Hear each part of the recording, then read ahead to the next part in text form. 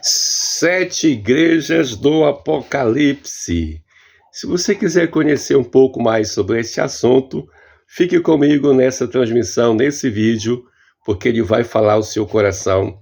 Eu estarei falando sobre as sete igrejas do Apocalipse, registrado no Apocalipse capítulos 1, 2 e 3, e trazendo assim as lições que estão contidas dentro desta passagem bíblica tão poderosa. Glória a Deus. Eu sou o pastor José Gilmar Santos Silva, seu irmão em Cristo, servo de Deus nas Assembleias de Deus e também na Igreja Invisível de Deus, que eu tenho certeza fazer parte dela. Eu sempre falo isso, né? É importante fazer parte de uma denominação local, regional, nacional, ter uma documentação. Sim, o reino de Deus é organizado, as coisas de Deus são organizadas e nós precisamos servir a Deus na terra dentro de uma instituição. Mas isso não nos torna salvos. A definição de um verdadeiro salvo, eu sempre falo a vocês, vou repetir de novo, são duas. Primeiro, nascido de novo, né? João 3, versículos 1 ao 10. Segundo, ter o nome escrito no céu. E essas duas características, só nós e Deus temos certeza, de fato, que elas estão em nós. Então, cada um de nós precisamos tê-las. Bendito, se você tem, deixa o comentário aí nos comentários, fale alguma coisa, dê a sua opinião. As sete igrejas do Apocalipse, quais são elas, pastor? Éfeso, eu vou falar sobre características específicas, né? Mais evidentes, mais fortes de cada uma das igrejas e fazer uma aplicação para o contexto de igreja do século XXI.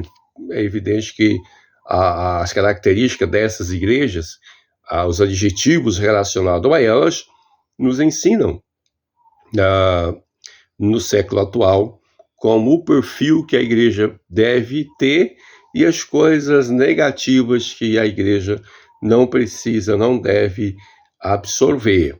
E quando eu digo igreja, me refiro ao contexto geral da igreja, local, regional, nacional, mundial, mas em específico, cada um de nós precisamos tomar para nós essa instrução, essa verdade, já que a salvação é individual.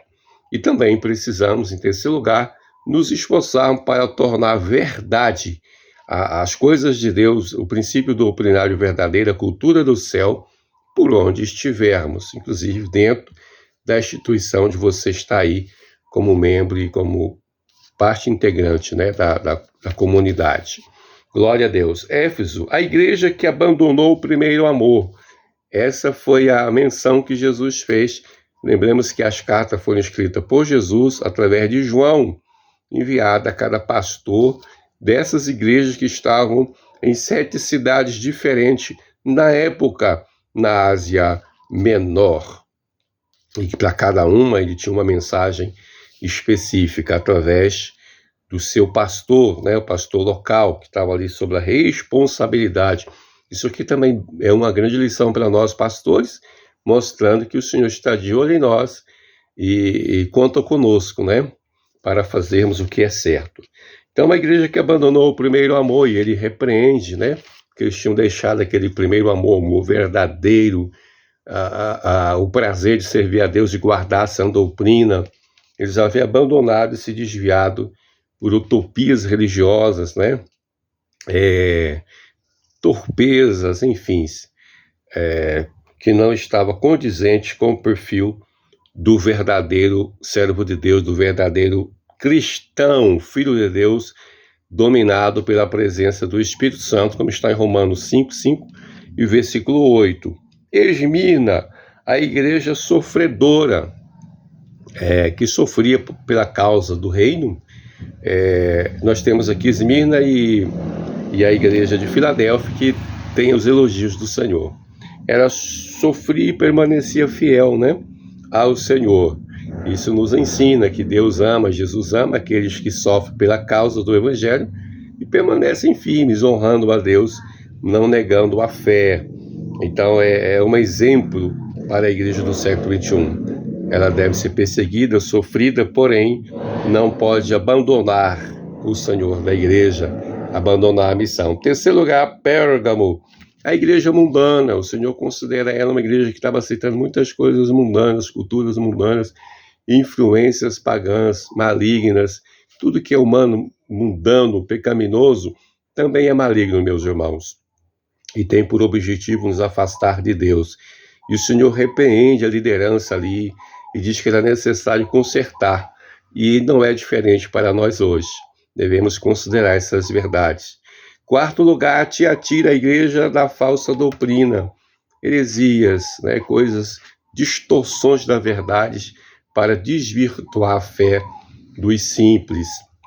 Devemos contestar, repreender, refutar, ser apologetas, não aceitarmos as coisas negativas, mentirosas, as interpretações erradas das Escrituras. Devemos ser defensores da sã doutrina, do princípio bíblico verdadeiro, até o final das nossas vidas. O Senhor conta conosco, hein, pessoal? Glória a Deus. Sardes, em quinto lugar, a igreja moribunda. Ela estava à beira da morte, por causa da falta de consagração a Deus, de busca, de oração, de guardar a verdadeira palavra. E tem muitas igrejas locais nessa situação hoje.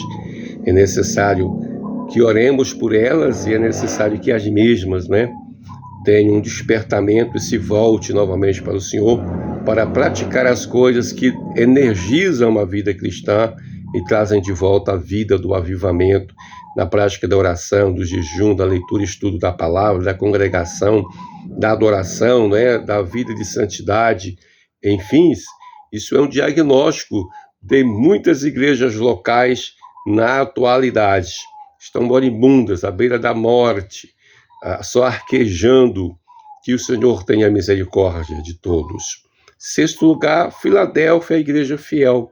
A famosa igreja de Filadélfia, do amor fraternal, a igreja consagrada, dedicada, que se mantinha na presença do Senhor, amando a Deus e guardando a sua palavra, amando as pessoas, representando ao Senhor naquele lugar onde estavam, promovendo a glória de Deus. E é este o perfil para nós hoje.